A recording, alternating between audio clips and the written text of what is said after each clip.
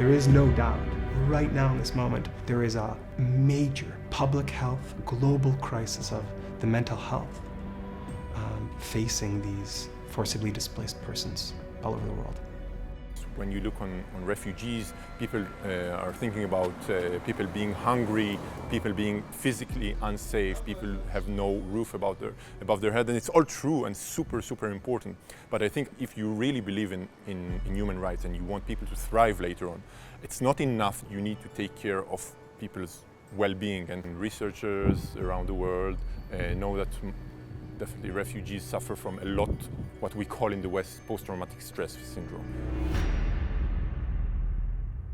So we developed mindfulness-based trauma recovery for refugees. This is a mindfulness and compassion-based intervention that is trauma-sensitive and socioculturally adapted for forcibly displaced people. Each person that is participating is randomized to either our mindfulness intervention group or to a waitlist control condition. Everybody who's participating in the group receives a questionnaire before and after each session, and we have computer tasks with which we test the mechanisms of mindfulness.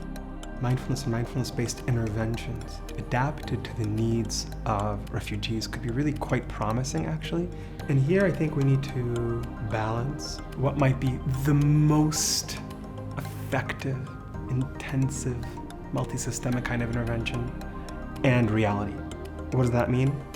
They have to be disseminable, they have to be transportable from place to place, and the interventions have to be relatively simple, they have to be low cost. You have to be able to deliver them by people in the community, paraprofessionals. You can't have a psychiatrist, 1 or 2 or 3 or even 20 treating 150,000 refugees in a refugee camp. Mindfulness interventions, not a panacea, but meet each and every one of those criteria. It's like a medicine for me, maybe a luxury for you, it's like a medicine for me. It's a different way of interpretation for it. I use it for like a medicine. I hope so it will be distributed to all of the people and to become part of the Refuge system.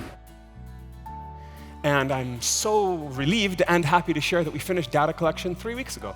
So I can actually share a little bit of the preliminary findings with you. Did mindfulness and compassion training help refugees to begin to heal and to recover? It really is kind of remarkable. I almost don't believe it. The answer might actually be yes. Now, although almost all of the Eritrean asylum seekers in the waitlist control condition still had PTSD at the end of the study like we'd expect, less than half of those who received mindfulness still had PTSD. And even among the 48% that were still struggling with PTSD, the large majority actually had these clinical significant reductions in those symptoms. And we found that there was only one single participant who demonstrated possible harm.